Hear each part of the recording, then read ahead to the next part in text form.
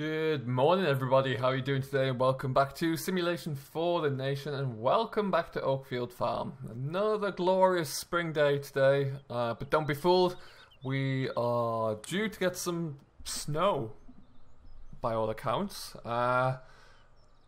Your guess is as good as mine. Doesn't look like we're going to get it at the moment, but my reliable many weather apps I have on my phone all point to us getting snow today. So we'll have to wait and see. We're just going to jump into the New Holland here quickly. Yesterday we took a load of the last of the beans in the silos down to our grain store. We sold those all off, so we're slowly getting rid of all of last year's cereal crops.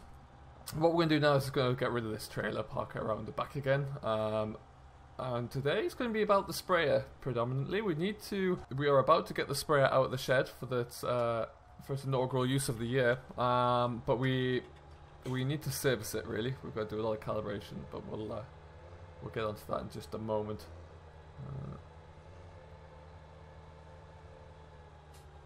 Make sure I don't crack into the corner of the shed, or even worse, my own truck.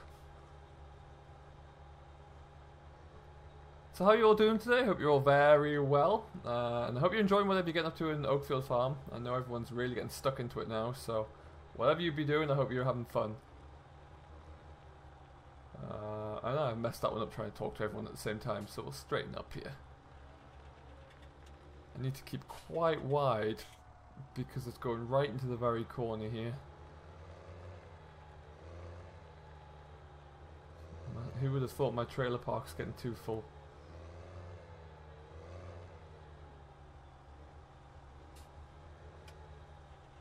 There we go. Got a lock on that. Perfect.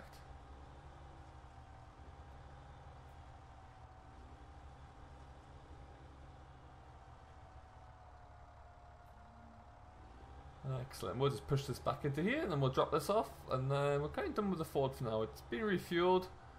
Oh, what's the New Holland? Sorry, it's been refueled. We will have to give it a wash at some point. Spread some fertilizer with it yesterday as well, so we will need to just make sure we wash off all of the any of the dust from the fertilizer. That's really corrosive, so we don't really want to keep that on the machine if we don't have to. Otherwise it can cause endless amounts of issues. So we might just go and do that now actually.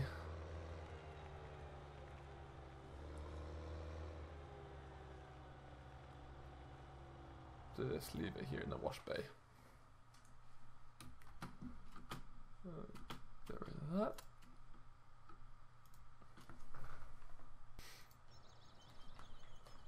Okay, so we are, like I said, we're just going to get this washed down quickly. Shouldn't take us too long. But yeah, we'll come back to you when we're looking in the sprayer. Alrighty folks, we're back. We have jumped into the case here, and we've also been a little bit busy here. We've changed the tyres on the CVX. Now I'll show you what I mean when we just pull around the corner here. Spray is parked up in the shed, so we're going to get this out for the first time. But yeah, we've put our slightly narrow tyres on. Usually we have slightly wider tyres on this case for the field work it will do.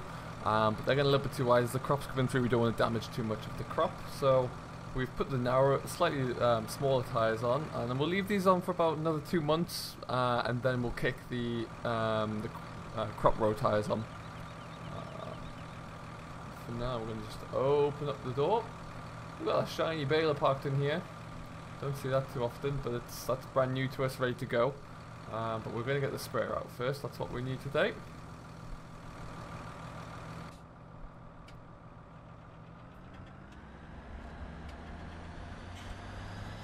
Nice to have enough storage space on this yard just to be able to keep all of the important equipment inside and out the elements.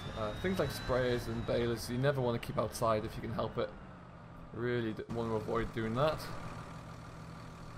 I'm going to jump back into the case. So we're going to take this back out into the yard. We need a bit of space for what we're about to do. We need to be able to open up the sprayer here and not risk damaging anything. There we go. So what we may do, we're going to take it up to where the silage pits are actually. Tractor's looking nice and clean now. Look at that. Okay, so where can I find enough space?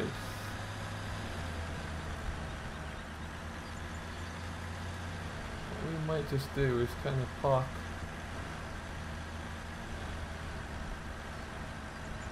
here. Okay, I think we're in a good place here. We're just going to see if we can get this unfolded. I think I'll have to be holding on the hydraulics just in case we're about to run out of space here, but we should be in a good place. I think this yard's slightly bigger than the width here. It does fold out rather majestically though. Ooh, yeah. Well, we haven't hit anything. Just let me see what we're looking like for space.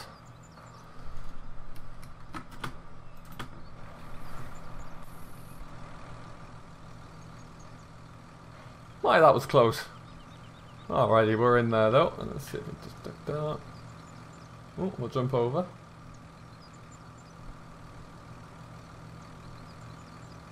Oh. Perfect. Well, we didn't have much room, but we're there. We're tucked in. So I'm going to turn off the tractor. We don't need that turned on just yet. We will come back to the tractor aspect of it very shortly. Now the sprayer here we will be integrating with GPS, and this has automated shut off. So the great thing about that is it really increases our efficiency of our application. The GPS senses when we've already applied spray or chemicals into a certain area, so it cuts off the individual sections. So for example, from here to there is a section, from here to there is a section, and so on, and it's able to shut them off. Not only shut them off, but dial down each individual nozzle as well. So it's a very, very precise machine when it comes to spraying. But what we're going to do now, we've got to go through here a couple of different things. As this spray is going to stay on here for some time, we're going to set it up so that the drawbar and therefore the whole of the machine is running level to the tractor.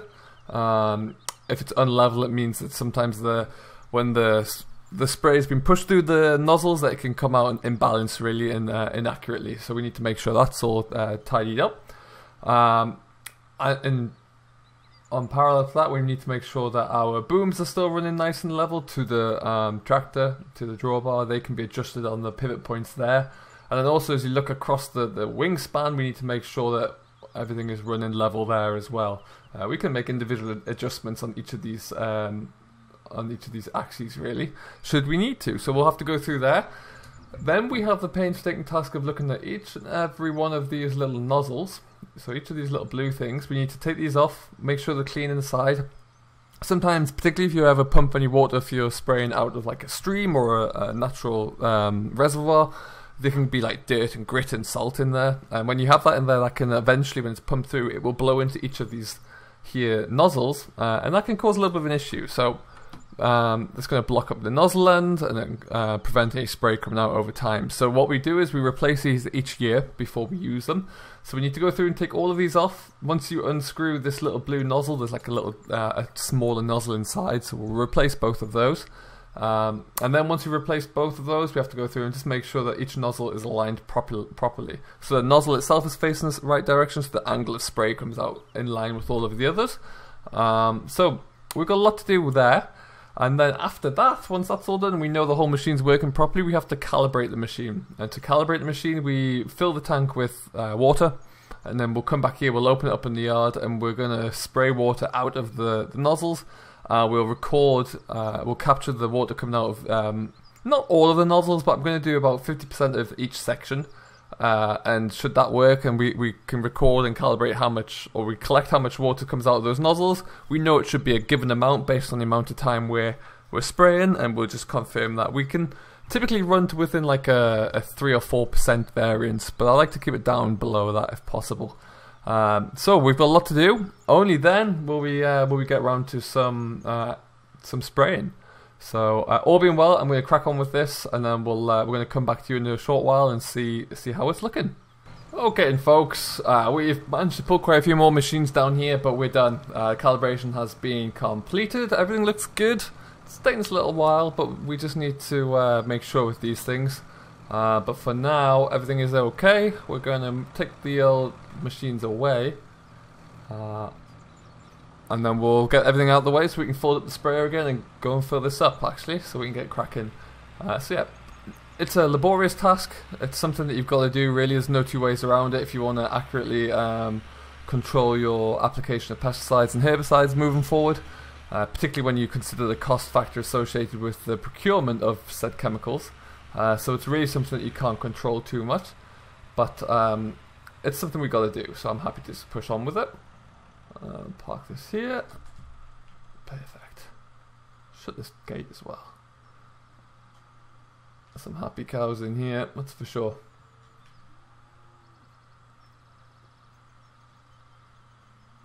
We'll shut this one. Update on the lame cow that we have over the weekend. She is getting better. Touch wood, so far we haven't had to bring the vet out, which is good news.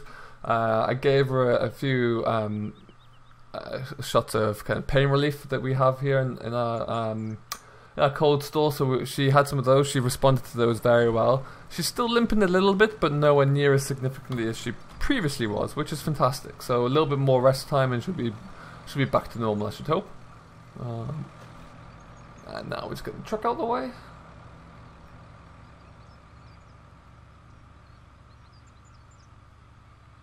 We'll park this back in the shed.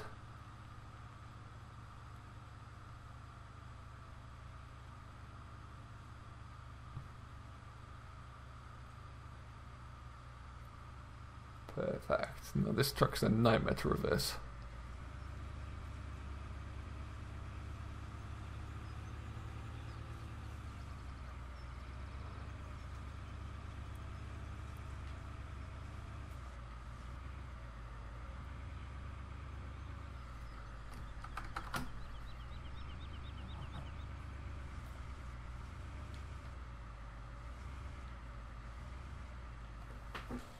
Lovely stuff. Alright, so we're good. Our chemical store, if you haven't seen it already, is just tucked away next to that black water bowser. So we're gonna wander over. We'll fold up the sprayer and bring the tractor down there, and we'll go out there. And I think what we're gonna do is we're gonna head up to the land on the hill that we recently acquired, and we're gonna spray the have a look into spraying off the trial field there to begin with, and then we're gonna head on. We've got a lot of fields to cover here, so we'll see how well we can get going. These are the last of our silage bales that we brought over from the west coast, so we've still got a fair few there. 3, 6, 9, 12, 15, 18, we've got 20 left, so that should keep us going for maybe 10 days. At the moment we're averaging around 2 a day, so we will see. Fold down my seat and put that down as well. Lovely stuff.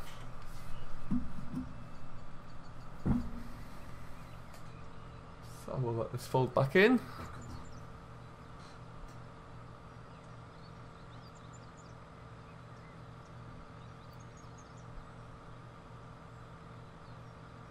Okie dokie.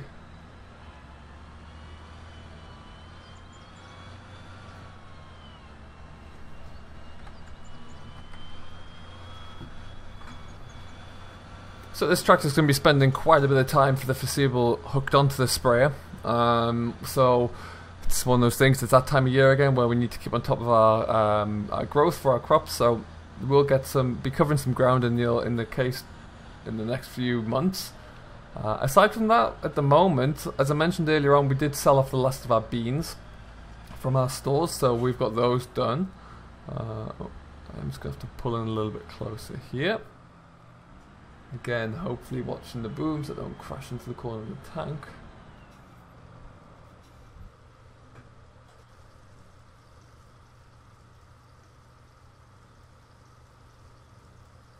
So it's just going to fill up here nicely. So at the moment here we're filling this with a pre-emergent fertilizer. It's a broadleaf control herbicide we're actually using today. And this is called Authority 480. And now inside this chemical mixture we have a chemical called glyphosate, which is effectively a variant of Roundup, so it kills any of the green weeds really.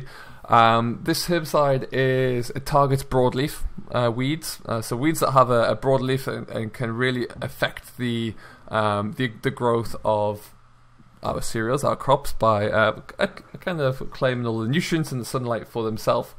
So we put this on now for some of the pre-emergent ground, and this, like I say, allows for it reduces and kills off any of the broadleafed weeds that are currently in growth, but they also provide that extra protection moving forward for the first kind of stage of the growth. Really, it will ensure that that any further weeds aren't able to grow, giving the cereal crop the best chance, really, and that first initial kick to keep it alive and growing strongly through its first stage.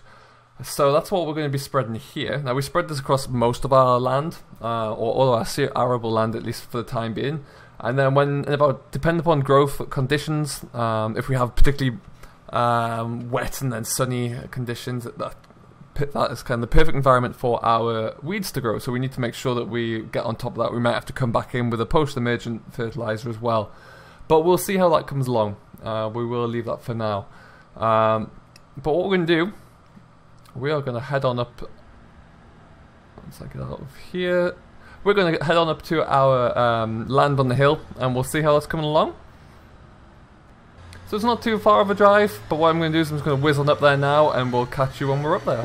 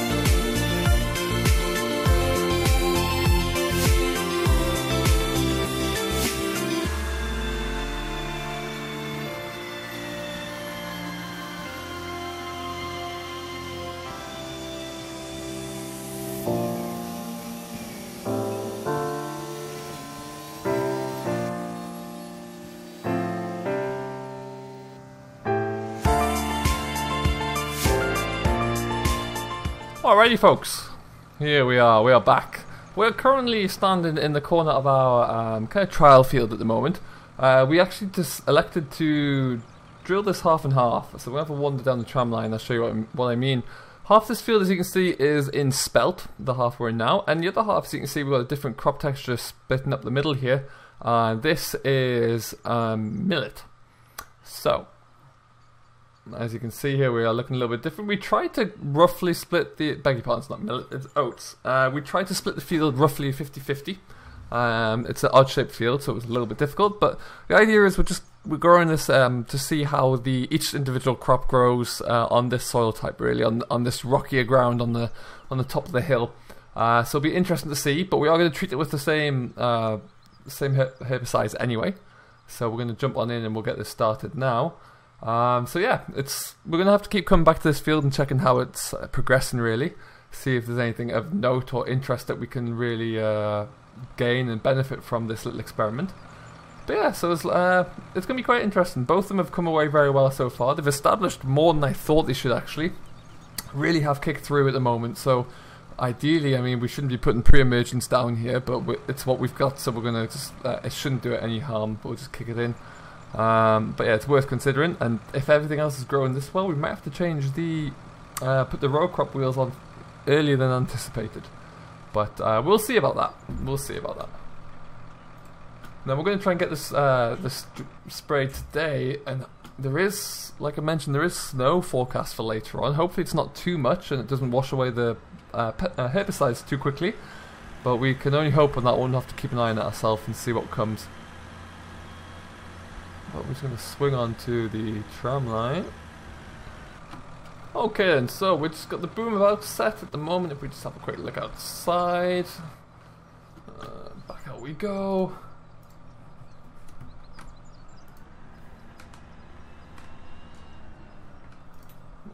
There we go. Have a proper look at this. Everything looks to be set up well at the moment. We need to just lift up this boom on this side slightly. But other than that, everything is set well. The drawbar's looking nice and level. So yeah, we'll crack on, I think.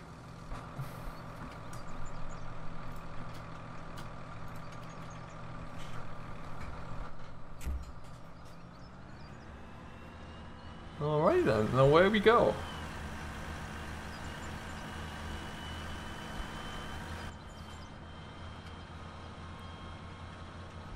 One thing I do have to be careful of is when I swing here. There we go. Perfect. So as you can see, the tram lines we're using as well are 36 meters width, so they match the width of the drill. The width of the sprayer, sorry. The drill is programmed through GPS, and even the drill that we had Chris come in with has the same program inside there as well, so you can adjust the tram lines to the width of your sprayer at any given time. So 36 meters wasn't a problem to calibrate in there at all.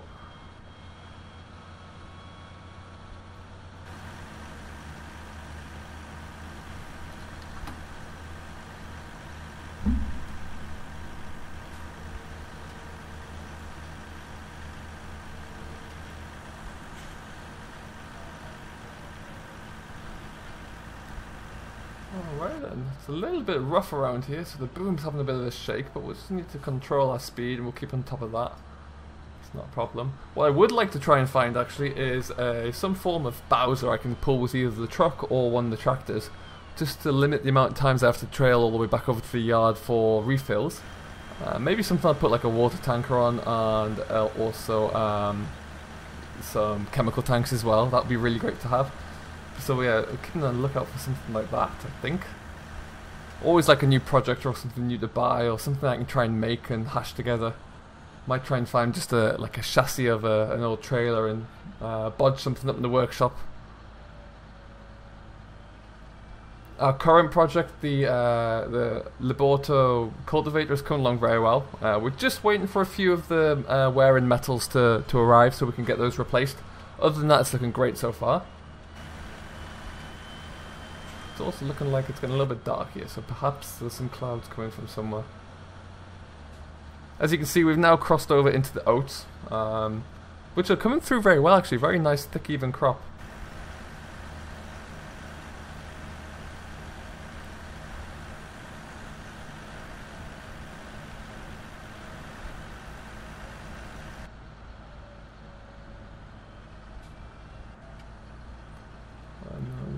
Swing out here.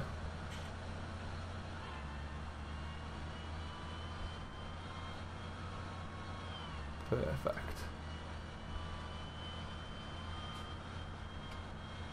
Okay, so we are cooking on gas. What I'm going to do is I'm going to just keep on pushing on with this field here. We'll get this one done, and then we'll probably move on to the other side of the valley actually and just check on what's going on up there, depending upon how much more chemical we have left in the tank by the time we finish. But for now, this has only just been a short one really with a few updates. Do keep tuned for more coming up soon. We won't be too far away from knocking down some grass for silage actually, the way everything's growing at the moment. Might get a quick first cut in here. So yeah, keep an eye on that. I'll keep you updated as always as we progress. But for now, thank you very much for watching as always. I have been Simulation for the Nation. You've been fantastic. If you have liked today's video, don't forget to slap a thumbs up down below, and also a thumbs down if you haven't enjoyed it, and let me know why, of course. But for now, thank you very much for watching. Until next time, do stay safe, enjoy what you're doing, but most importantly, happy farming.